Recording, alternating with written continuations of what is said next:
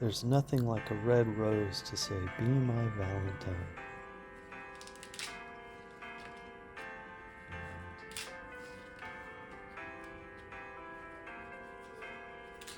But what's in it?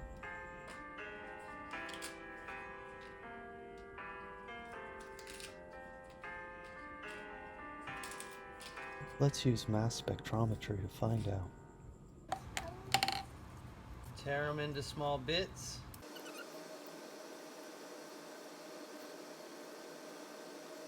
We're going to extract the roses with LCMS grade methanol. You can see that all of the color is pretty much gone out of them now. Yep, that's on the mass spec. We're going to load the samples onto the Zevo Q-top. Sure. Save, play, okay, and away it goes. So let's see what we found. This first big peak comes from a cyanidin molecule, an anthocyanin that gives the red color to the rose.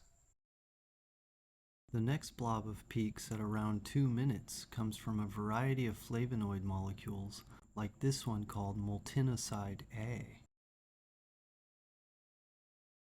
If we search PubMed for multinoside A, we actually see that in traditional Japanese medicines, it's used as a purgative. You probably don't want to eat your rose petals, but they do appear to contain multinoside A, which appears to be effective for maintaining gut health. Most of these peaks at the back of the spectrum come from a huge variety of lipids. Roses probably use most of these lipids as part of its cuticle to protect the leaves and the flowers. But what other interesting things can we find in here? Let's look at some of the less prominent stuff. If we extract some scans from this shoulder peak and then we zoom in, we notice a peak with a mass of 316 Daltons. Searching HMDB, we see that this corresponds to a molecule called indocine N-oxide.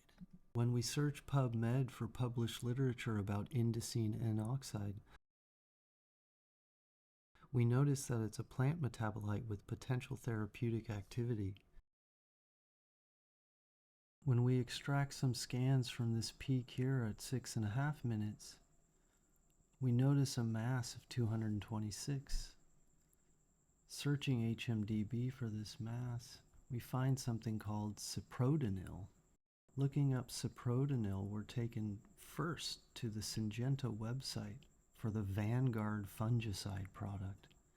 And that makes sense. Anyone who's ever grown roses knows that they're susceptible to things like powdery mildew and downy mildew. So applications of a fungicide on commercial roses is not surprising. When we click the link for the safety data sheet for ciprodanil, we notice the signal word is danger. The hazard statements are related to respiratory irritation, cancer, and damage to other organs. Roses smell sweet and pleasant, but maybe don't inhale.